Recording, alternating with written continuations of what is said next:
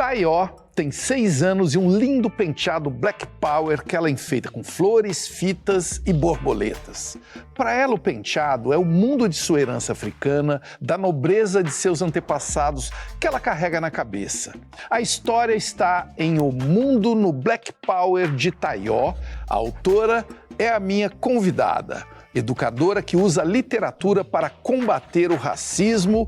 Bem-vindo ao Provoca, Kiyosan de Oliveira. Gratidão, satisfação toda minha estar aqui.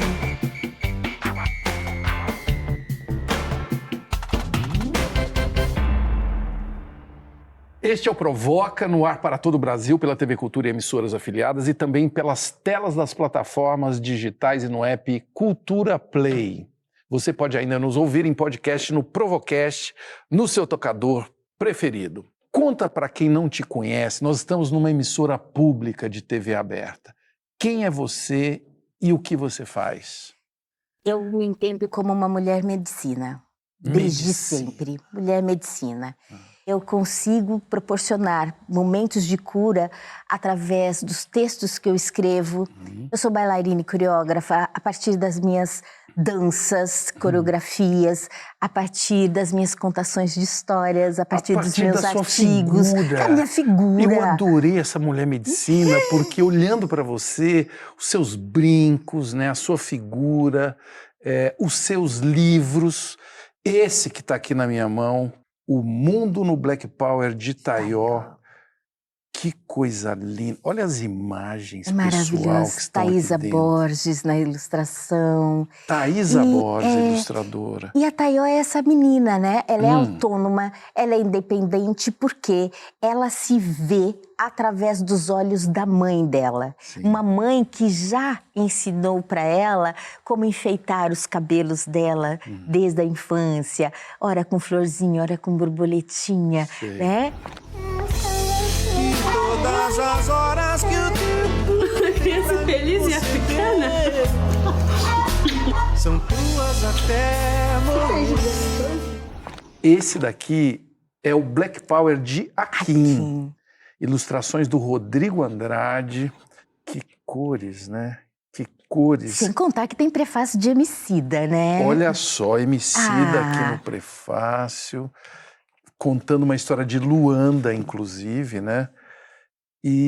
E aí, me conta, porque as suas histórias, como essa daqui, eu tô falando aqui, ó, do Black Power de Akin. Tá vendo aqui? E ela tem, eu diria, assim, uma verdadeira constelação de personagens. Tem o Akin, o Akili, Orion. Apresente esse que posso chamar de Kizumverso? Pode. Né? Pode, com certeza. Kizumverso, porque hoje você construiu um universo de personagens. Quem são esses personagens? Esses personagens, eles são ex-alunos meus. Todas as minhas histórias, todas, elas têm um mote na realidade da minha relação como professora que sou e que fiquei em sala de aula por 38 anos até 2019. E terminei como professora na Universidade Federal do Espírito Santo, mas eu sou uma professora que sempre registrei muito as relações, as trocas. A questão racial, ela é muito presente em sala de aula, muito presente o tempo todo. O Akin é o registro de um menino negro brasileiro, que é um menino que se molda a partir daquele grupo, do grupo de coleguinhas, e que rapidamente o menino negro no espaço escola perde a sua identidade.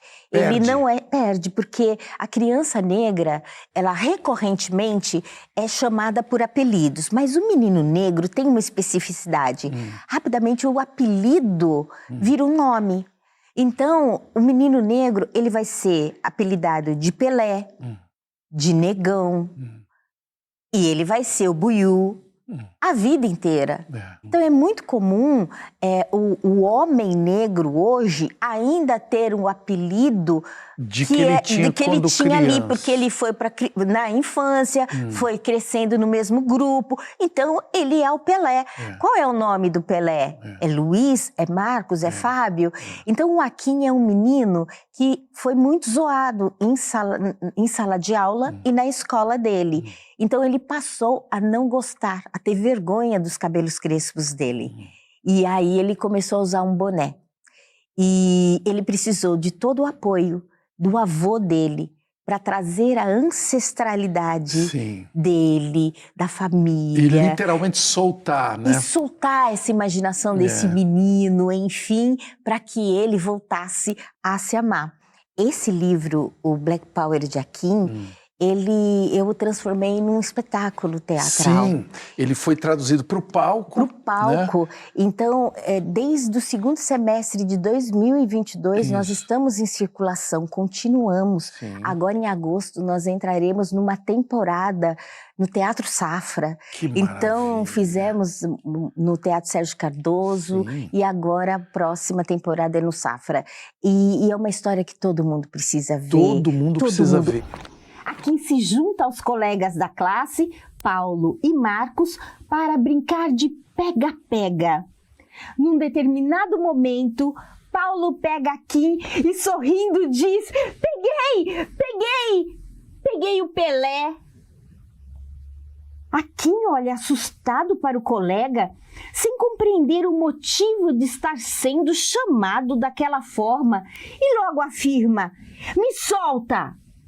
Meu nome é Akin. Não quero mais brincar disso. Por que os penteados aparecem tanto na sua obra?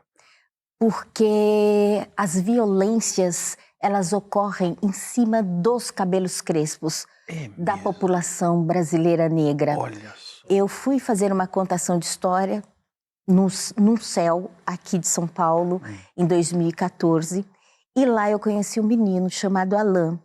E esse Alan disse para mim assim, quando eu acabei de contar a história: professora, o meu cabelo era assim, black igual da senhora. Eu estava com o meu black armado. E aí eu falei: pois é, por que você está com a cabeça raspada?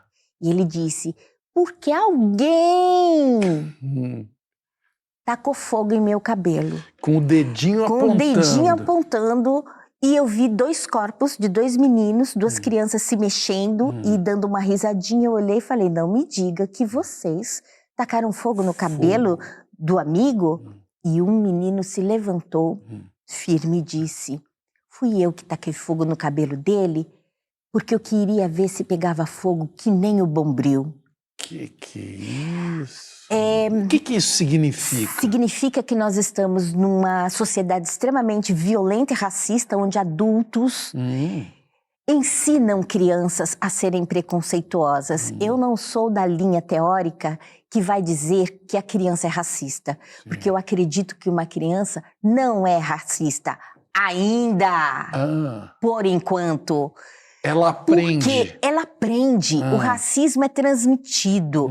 As práticas excludentes, elas são aprendidas. Eu sou uma contadora de histórias, tá? Então, tudo pra mim, eu tenho um exemplo, um caso, uma história. Mas que bom! E é assim que eu vou me movimentando e que eu entendo que, didaticamente, o povo brasileiro é capaz de entender, desenhando o racismo. Entre Amoras e a pequenina, eu digo, as pretinhas são o melhor que há. Doces, as minhas favoritas brilham no pomar. Eu noto logo se alegrar os olhos da menina. Luther King vendo, cairia em pranto. Zumbi diria que nada foi em vão. E até Malcolm X contaria alguém que a doçura das frutinhas, sabor acalanto, fez a criança sozinha alcançar a conclusão: papai, que bom, porque eu sou pretinha também. Kyu-san, eu tenho que mostrar para eles ainda essa joia. Tesouro. Pequeno manual de meditação para crianças que querem se conectar com o mundo. Você é danada, você é do candomblé, você é da meditação. Isso. Olha as ilustrações da Meditação, meditação. né? Nós estamos falando de África, berço da humanidade, os Itãs, os Oriquis, Isso. das orixás, né? Conhecidas como orixás aqui, realeza ali, enfim. Eles mostram que as deusas da meditação são Oxum, Iemanjá e Euá, né? Então, enfim, é algo muito, muito conhecido e divulgado, né? Oxum, por exemplo, é a mais divulgada na meditação. Eu vou dar a primeira e a segunda dica, pessoal. Atenção aí que são duas preciosas. A primeira dica, fechar os olhinhos, acalmar o coração, abrandar a respiração, ter paciência e muita concentração. Como faz? É nessa vibe. Mas eu quero ler uma outra parte. Por favor. Por favor. Por favor. Espera aqui. Olha aí. Olha só. E eu já vou mostrando para vocês, ó, que já tem In em English. inglês aqui. A Little Guide to Meditation, de Kyu-san e ilustrações de Rodrigo Andrade. Diga O trecho que eu quero é o seguinte. Nós estamos falando aqui, né, questões de gênero, enfim. Afinal, quem é a fonte do meditar? Uns se inspiram em Buda, outros preferem Krishna referendar. Por gentileza, me acuda, mistério hei de solucionar. Ao pesquisar o tema, reflexão não consigo evitar. As referências são homens. Por que será? Como faz? Sua inspiração não sei de onde vem, mas a minha só a força feminina tem, ancestral das mais antigas, que sobre os otás brutos, nas águas doces caminha, lava seu idá e alisa seus pés, brune seus idés, sem se importar com as marés, rainha africana que joga búzios e obis, ao dançar encanta, enfeitando seu corpo com cauris. Como faz? Qual é o que a meditação pode nos ajudar nesse momento que vivemos da história? A meditação, ela é uma ferramenta fundamental para a gente conseguir coisas reais na vida da gente. A pessoa negra tem dificuldade de sonhar. Porque a vida de uma pessoa negra normalmente está associada à miséria, à pobreza, tudo tem que ser muito rápido. Eu vou trabalhar hoje, receber como diarista hoje, para pagar a mistura para levar para casa. Cadê o tempo de sonhar? Nas infâncias, eu costumo dizer o seguinte, uma observação minha, trabalhando com crianças pequenas, né? Que as crianças que têm o hábito de colocar fraldinha, amarrar no pescoço, e ela vai dizer que ela é o super-homem, por exemplo, vai subir no trepa-trepa e vai se esborrachar e a gente vai ter que sair correndo para levar para um posto de saúde, porque ela acreditou que ela ia voar. Nunca aconteceu comigo, nesses 38 anos, com uma criança negra. A criança negra, ela se confronta com uma realidade violenta, desde muito cedo. Aí está a perversidade de todo esse sistema racista.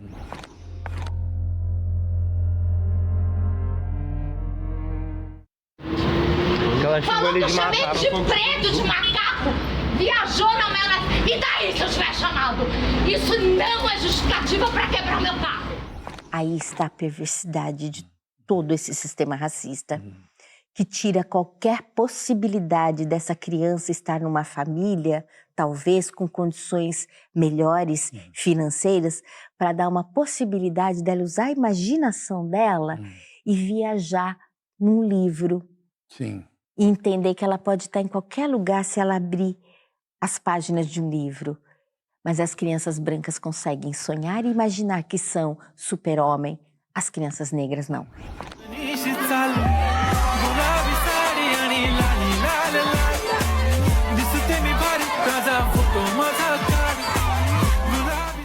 Uma educadora e autora infanto-juvenil pode ajudar muita gente. Como é que se encanta as crianças? Eu sei que encantamento é um termo que você usa para definir uma contadora de histórias. Sim, é um conceito-chave.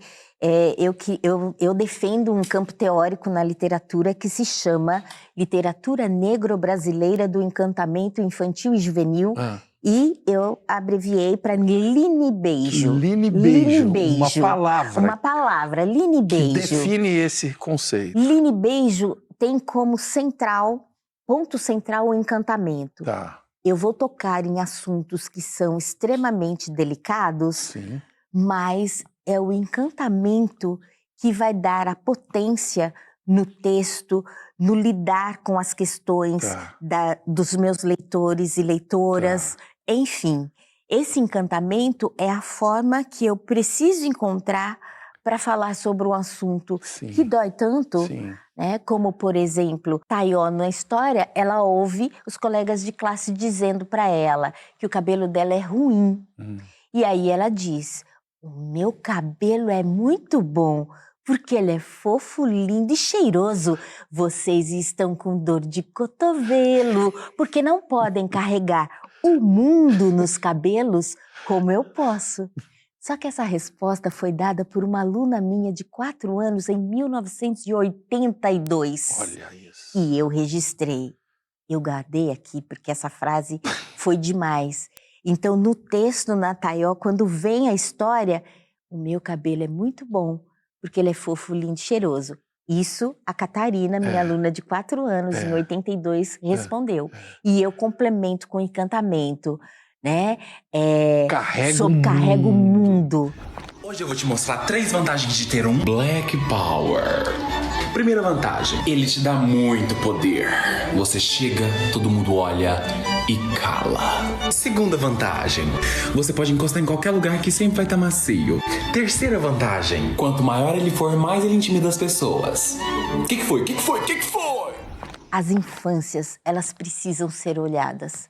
Nós estamos num país que odeia crianças. Assim como odeia mulheres, odeia crianças. Exato, muita violência, né? Estupros, violências de toda a natureza com a criança. O adulto ainda pergunta para a criança, o que é que você vai ser quando crescer? Jamais considerando que a criança já é. Que olha ela o potencial. já é uma pessoa. Ela já é. Com que ele pode aprender muito, né? Muito. O que você Se aprende? ficasse mais caladinho e observasse mais a criança. É assim. A questão é que o adulto quer falar e quer dar os comandos a partir da ideia que ele tem de mundo. E do maduro, controle. E do controle. E do controle. Controle é tudo nessa história. O que você aprendeu com crianças? Ai, eu aprendi o descontrole. Eu aprendi essa coisa de você falar o que pensa. Isso, para mim, é fundamental. Porque evita gastrites, úlceras, né? E falar o que pensa me deixa muito segura, no sentido de poder dormir tranquila. E porque eu falei o que precisava ser dito. Olhando para a pessoa. Ninguém vai me ver ou ouvir falando pelas costas, futricando. Mas eu vou buscar um momento para olhar para os olhos daquela pessoa e falar, criança faz isso, eu não gostei. Né? Não gostei daquilo que você me falou. Exatamente. Ou do jeito que você olhou pro meu não penteado. foi legal. Não foi legal. É isso. Então, para mim, com criança, eu aprendi a ser muito original e espontânea, a ser mesmo, inclusive no meu corpo, nas minhas expressões, na minha forma de ser e de pensar. E talvez as pessoas ainda perguntam, com tantos prêmios que eu tenho na literatura, Taz, tantos prêmios, Isso. eu tô com 18 livros com o que vai sair, tem mais um que vai sair esse ano. Esse ano eu lancei 2 e tem mais um que sai ainda. E são tantos prêmios e as pessoas perguntam para mim, Ilson, quando é que você vai virar escritora de verdade? Aí eu falo, oi? Aí eu faço, cada um que pergunta isso pra mim, eu faço a pessoa falar com todas as letras o que ela quer dizer, que eu já sei o que é. E ela vai dizer que escrever de verdade é para escrever para adultos. Então, eu consigo ver direitinho como é que essa pessoa adulta pensa as infâncias. E esse é o perigo. Como será que foi a infância dela? Também. Né? Isso. Olha aqui, nós vamos fazer o seguinte. Diga. No próximo bloco, o Kilsan de Oliveira, ela vai nos guiar pelo desafio de uma educação antirracista no Brasil. Uma coisa absolutamente necessária. Até loguinho.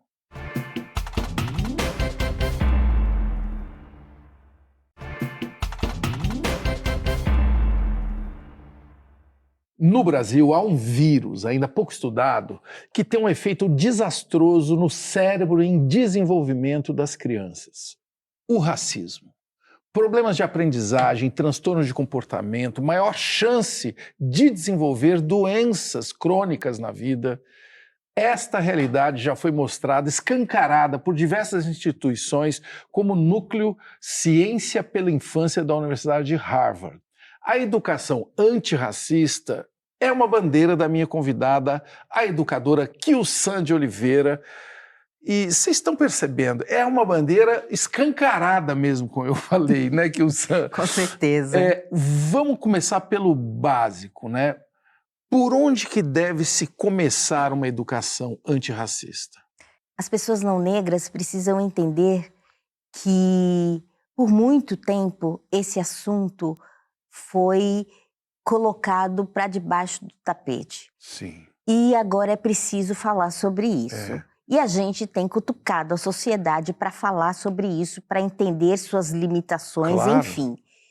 E a pandemia foi um momento, em 2020, foi um momento que tudo deu uma explosão e que parece que as pessoas brancas descobriram a existência do racismo no país.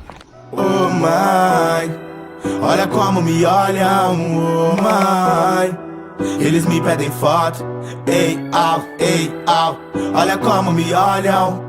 Do fundo da leste eu cumpri a promessa e fiz o jogo virar, oh mãe, eles me pedem foto, ei, au, olha como me olham. Do fundo da leste eu cumpri a promessa e fiz o jogo virar.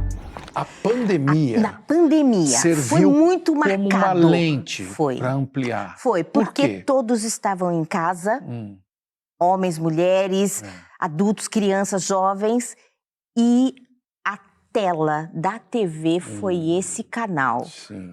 Porque várias situações violentas começaram a ser filmadas e mostradas o tempo todo.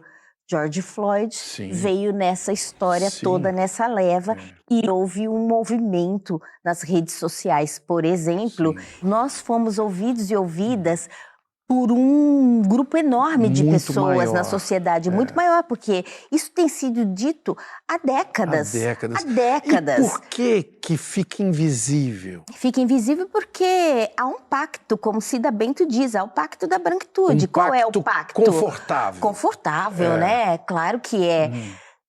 Todo mundo... O professor Cabenguele, ele diz isso, né? No Brasil, abre aspas, o racismo é o crime perfeito.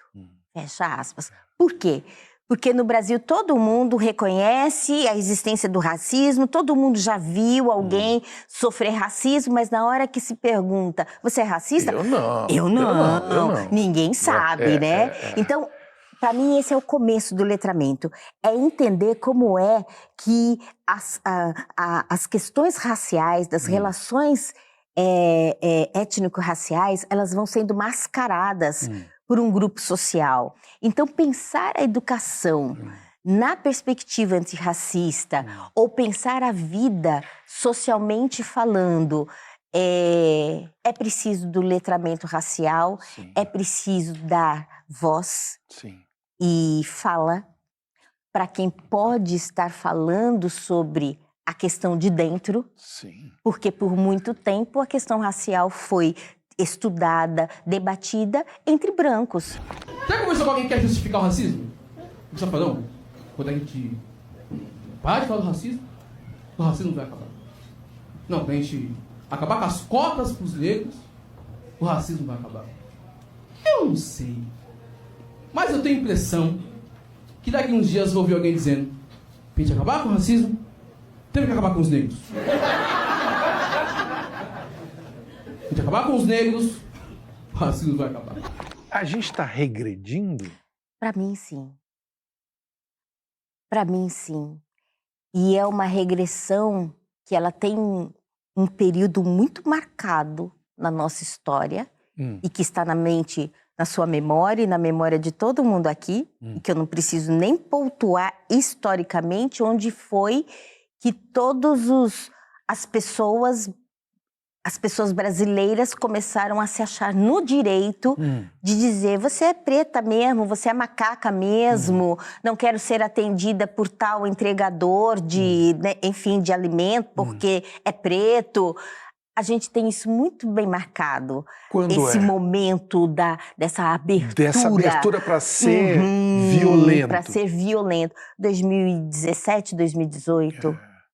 É muito marcado. É uma né? espécie de uma autorização. Aí, uma autorização. Né? E aí, em 2021, aí a coisa pegou e pegou feio mesmo, a ponto da gente ter se adoecido diante das redes sociais. Porque a gente sabe do senso de responsabilidade e pela luta em prol dos direitos humanos, mas nós temos acompanhado a depauperação do conceito de direitos humanos e o quanto que passou a ser ridicularizado. É um deboche. No deboche. Não dá para entender então você está isso. numa manifestação e É você muito está lá, aposto que é dos direitos humanos. Então, como é que uma sociedade que um dia desse inverte tudo? Eu fiquei sem saber como reagir. Eu parei na estrada, num posto de gasolina, e fui pagar ali dentro daquela casinha.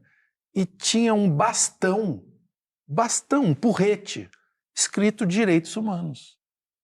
Uau! É um negócio violento. Eu fiquei assim, será que eu chamo a polícia? Será que eu não pago essa conta? Será que eu viro a mim? É uma coisa... É uma coisa aberta, né?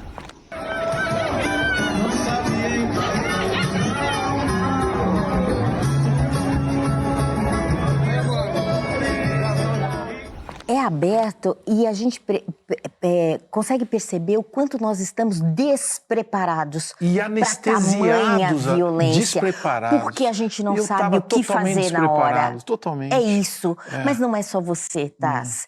Isso é algo que eu tenho visto e que nós que estamos nos movimentos, nas lutas sociais, a gente vê isso, né?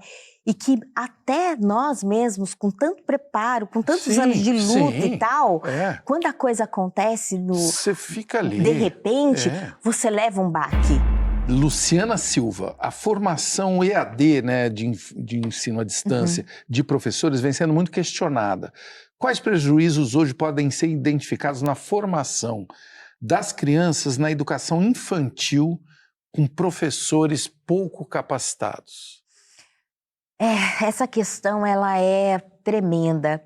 Professores são pouco capacitados porque as prefeituras acabam investindo muito pouco nessa formação, atualização, treinamento de profissionais da educação.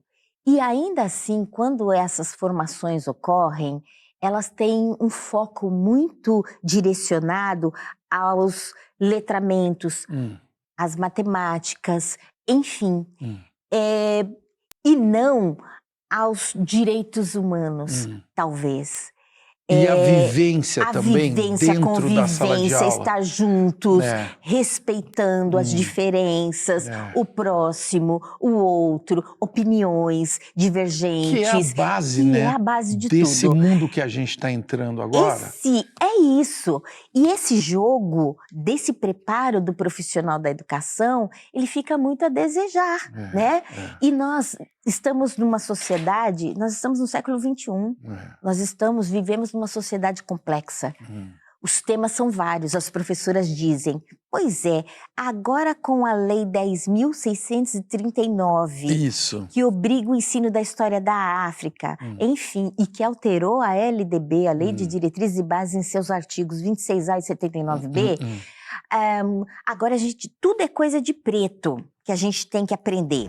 Quente que nem a chapinha no Crespo, não. Crespos estão se armando. Faço questão de botar no meu texto que pretas e pretos estão se amando. Quente que nem o conhaque no copo, sim. Pro santo tamo derrubando aquele orgulho que já foi roubado. Na bala de meia vai recuperando. Vários homem bomba pela quebrada, tentando ser certo na linha errada. Vários homem bomba, bumbum granada. Se tem permissão, tamo dando sarrada. Nos preparando para sua vinda, a gente olhou para a TV pública e vimos a figura de João Alcaiabe, que contava histórias aqui nos programas infantis. Maravilhoso. Não é? Você pode levar o catavento e amanhã você me paga, ou então depois de amanhã. Tirou o catavento de lá e deu para ela, né? A Mila quase deu um beijo no tio Chico de felicidade, né? Monstro, né? Um ator maravilhoso, uma pessoa que é parte da história da televisão. Mesmo assim, é uma exceção, né? Que agora, a gente olhando de longe, a gente celebra que ele participou disso tudo. Só que agora que a gente consegue ver o quanto que isso tudo que você está conversando aqui é recente. É recente para vocês brancos. Porque para nós, João Caiab sempre foi ídolo. Sim. Nós somos fãs, sempre fomos. O João, antes de morrer, ele foi o primeiro ator que eu convidei para interpretar o seu Dito Pereira, o avô do Akin. Sim. Era para ele o papel. Pro avô do Akin. Ele faleceu e eu não coloquei ninguém no lugar. Então, na cena, o avô não aparece, sou eu narrando. Sim. Porque seria ele. Seria o João. Porque o João, pra gente, pra povo preto, pra artistas, não artistas, ele foi aquele cara que chegou no lúdico com dignidade e todo mundo conhecia, com talento, e todo mundo amava. O João tem uma curiosidade. Eu fui convidada para ministrar o primeiro curso para os profissionais da educação de Santo André antirracista, de educação antirracista. Eu preparei o meu curso e eu tive 2 pessoas inscritas. E eu estava numa sala. Na sala ao lado, o João Acaiab. A sala! Eram pessoas no corredor. A sala não cabia. Ele é um carisma. Todo mundo queria o João Acaiab numa oficina de fazer brinquedos com latinhas, com copinhos de iogurte, coisas desse tipo. E ali eu falei assim, gente, eu quero ser igual a ele. Eu quero ser igual a ele no lúdico e trazer esse lúdico com tamanha competência, com tamanha categoria. Sim. Meu nome é Weber, sou capixaba, sou lá do Espírito Santo. Vim parar na rua com mais um problema de psicológico. O passatempo é ler. Que é passatempo, mais livro mesmo, igual A Cabana, esses livros do Harry Potter, que é Crepúsculo, esses livros do Allan Kardec. Entendeu? Já li foi vários. Eu vou fazer o seguinte, eu vou precisar desse último bloco, porque você está reparando, a trilha da Kyu-san, ela inclui, eu diria assim, um amor incondicional pela educação, né? Pela contar histórias educando. No próximo bloco eu vou mergulhar na história dela própria para entender quando foi, como foi que esse bichinho mordeu esta medicina que está aqui hoje. Até já.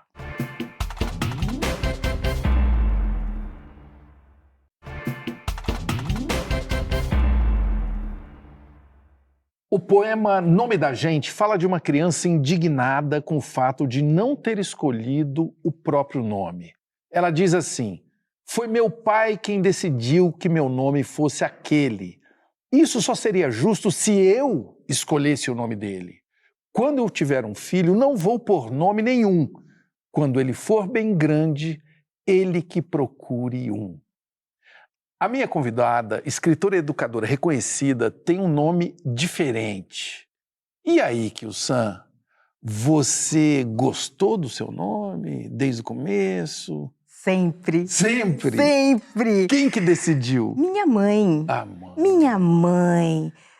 Na verdade, foi o nome escolhido pelo meu avô. Quando minha mãe tinha 12 anos, ele disse: você vai ter uma filha e vai ser uma menina, sua primogênita, uma menina. Você deverá colocar o nome dela de Kyu-san. Aí, 12 anos. Minha mãe se casou com 18, não engravidava. Aí, com 24, ela conseguiu engravidar. Quando meu pai chega lá no hospital, né? Nome da bebê: Julie Danguilden. Meu pai: oi? Julie Danguilden, porque eu assisti um filme e Julie Danguilden era uma mulher negra que ajudava escravizados a se libertar. É Julie Danguilden. Meu pai: não. foi para casa, a gente não tinha telefone, enfim, eu sou de 65. E aí, minha mãe dorme no hospital. Dormiu e sonhou com meu avô, dizendo: Que isso? Você esqueceu o nome dessa menina? Que eu te falei? Quando você tinha 12 anos? 12 anos. Ela, desesperada, acordou com ele falando: é Kyu-san. No sonho? No sonho. Meu Deus. Minha mãe acordou e o desespero.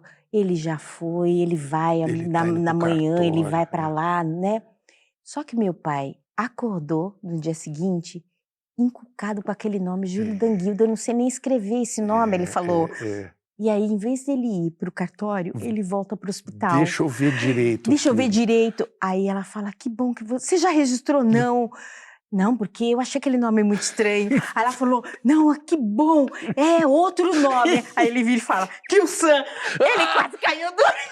Que isso, ele falou: não acredito. Que nome é esse? Aí ela explicou: e significa Rainha da Noite. Então eu cresci com uma mãe dizendo: você tem nome de rainha. É nome de rainha e de doutora. Você vai ser uma doutora.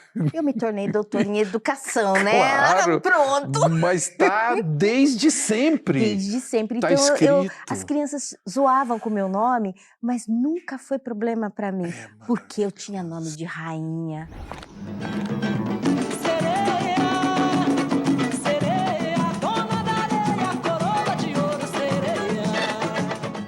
Que imagens que você guarda do Parque das Nações em Santo André? É um território de minhas memórias afetivas, memórias duras também, né, de racismo. Com 6 anos eu descobri o racismo numa escola de freiras. Eu tinha atestado para fazer xixi, porque eu não segurava o meu xixi. E aí, enfim, a Madre Superiora não autorizou a minha ida, me pediu, mandou que eu fosse para o meu lugar.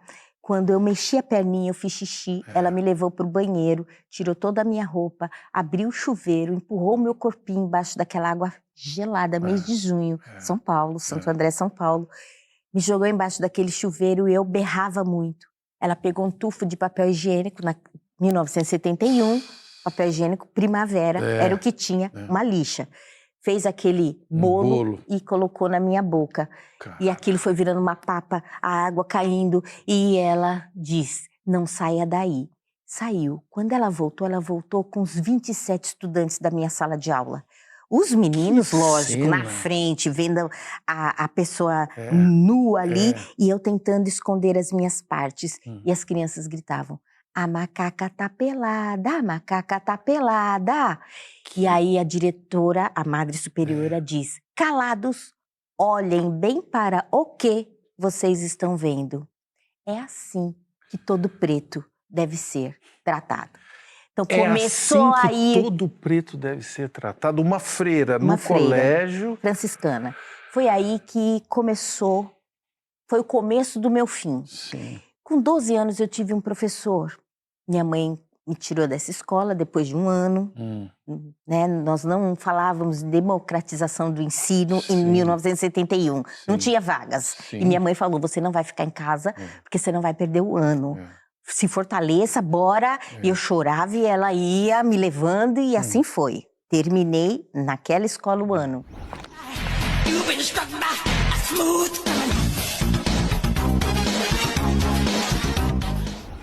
Como todo preto deve ser tratado? Com muita dignidade, porque nós somos realeza. A África é o berço da humanidade. Enquanto os cientistas africanos falavam isso, através das suas pesquisas, enfim, o mundo debochava. Mas há 15 anos atrás teve um grande projeto Genoma, pegando cientistas do mundo todo, tirando uma gotinha de sangue de pessoas famosas. E aí concluiu-se que o DNA mitocondrial da Eva Negra, que é o esqueleto mais antigo que se tem notícias, está em todo mundo. Como é que pode? Pode, sendo a África o berço da humanidade. A humanidade começou no continente africano.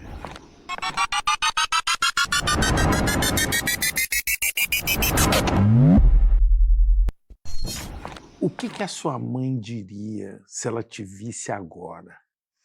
Ela diria, filha, eu sempre soube. Desde quando o nome apareceu. Sempre soube. Ela dizia para mim, pequena, ela dizia assim, filha, você deveria contar histórias, você é uma contadora ótima. Imagina, tô falando década de 60, contar histórias, como assim? Mas ela falava, e ela dizia assim, escreve tudo que você viver. Ela foi me preparando para a escrita. Hein? Uma sabedoria. Quando ela morreu, Taz, há 12 anos atrás, ela morreu, o livro Black Power de Taió, O Mundo no Black Power de Taió, foi escrito no momento mais triste da minha vida. E quem percebe, é um livro altamente premiado. Foi o momento que a minha mãe teve, descobrimos o tumor dela, que era no coração, foi para a cabeça, metástase enormes, e eu fiquei 3 meses no preparo com ela no hospital, e os médicos dizendo, ela vai morrer, viu, na cirurgia, se prepara que ela vai morrer, aquela delicadeza de médicos, aquela sutileza. E aí, quando ela vai para a cirurgia, ela ficou 17 horas, eu e meu pai do lado de fora, vendo a cortininha ali, o movimento dos médicos ali dentro na cirurgia, 17 horas. Quando eles começam a fazer o movimento porta, pai, a mãe vai sair, a mãe vai sair, a mãe vai sair. Quando eles abrem e passam para levá-la para UTI, correndo naquela maca, aquele monte de enfermeiro segurando balão de não sei o que tal, eu saí correndo, bolsa caiu, meu pai desmaiou, e a minha mãe dizia, filha, ninguém acreditava. O médico falou assim, eu ouvi falar para ele, falei, o que essa mulher tá falando? E eu cheguei perto dela e segurei a mão dela e fui correndo junto com a maca. E ela dizia assim, a mãe tá viva, a mãe tá viva. Ela celebrou a vida dela com a cabeça rachada e tal. E passei por uma madorna chorando, soluçando, porque eu dizia, Deus, por que minha mãe? Por que minha mãe? E aí, dormi. Senti alguém me cutucar, chacoalhar mesmo. Eu olhei, não vi ninguém. Já entendi que eu sou dessas. Fui para a janela e fiquei olhando as montanhas, os macaquinhos nas árvores, e um campo de energia se abriu diante dos meus olhos. E apareceu uma menininha pretinha e disse, oi, eu sou Taió. E você vai contar a história mais linda que puder sobre mim. Puf, sumiu. Eu sentei, porque sempre ando com caderno e bloquinhos. Taió tem 6 anos, é uma menina de beleza rara, encantadora, sua alegria contagia todos que perto dela ficam. Foi assim que surgiu Taió. Quando a mãe falece, ela me viu assinar esse contrato. Ela viu o contrato assinado, ela não viu o livro, mas ela viu o contrato assinado desse livro da Taió e o Mar que Banha a Ilha de Goré, que eu ganhei como escritora brasileira em 2015, um prêmio da Biblioteca Nacional. Prêmios que você já ganhou. E aí eu pego ela mostra o contrato para ela, ela viu tal, e ela morreu. E aí, quando ela morre, depois de 1 ano que eu consegui mexer nas coisas dela, porque o pai dizia, mexe, mexe, e eu falava, pai, eu não consigo, até que eu consegui. Então, arrumando um guarda-roupa antigo que ela tinha num outro quarto, ela guardava as coisas de tricô e crochê dela, tô desvaziando tudo, acho um fundo falso, levanta a madeira, acho um sacolão. Aquele sacolão, pai, que sacolão é esse? Não sei, eu não conheço esse sacolão. Aí, abri o zíper do sacolão, quando eu olho, todos os meus caderninhos, desde os meus 2 anos e meio, e ela escreveu 2 anos e meio, 2 anos e 7 meses, 3 anos e 5 meses, até meus 27 anos que eu fiquei lá com ela, morando lá em casa, e eu escrevi, aí perdi, porque eu escrevo até hoje, eu faço à mão todas as provas, não digito. Ela era sua editora, já estava ali preparando tudo. Ela guardou tudo, então eu digo que minha mãe deixou para mim o maior tesouro da minha vida, que é me ver, quiozinha, escrevendo com a casa é bonita. Oh, que lindo! E a mãe era escriba, porque eu tava lá com um monte de pauzinhos, né, e bolinhas, as garatujas, e a mãe escrevi o que... Chegava em casa, ela falava, o que você escreveu aqui? Cachorro, e aqui? A casa é bonita. Tá lá. Ela me deixou um tesouro. Only love can hurt like this. Must have been a deadly kiss. Only love can hurt like this. Vou fazer pergunta deles agora Bora. para você. Olha aqui, você pode fazer perguntas aqui no Provoca, sempre botando a hashtag Provoca nas nossas redes sociais. Reca Darte, Rainha Kyu-san. Seus relatos de situações racistas que sofreu desde criança me movem a ter ações antirracistas diariamente. O que você espera de nós, pessoas brancas? Eu espero exatamente isso, que vocês abram portas. Que da mesma forma que as pessoas brancas fecharam portas para uma infinidade, milhares de corpos negros, historicamente falando, que seja um momento de consciência e de abrir portas, porque vocês chegam em lugares que nós não chegamos. Às vezes até sem mérito, mas chegam. Sim. Então, do local onde vocês estão, da posição onde vocês estão, como você...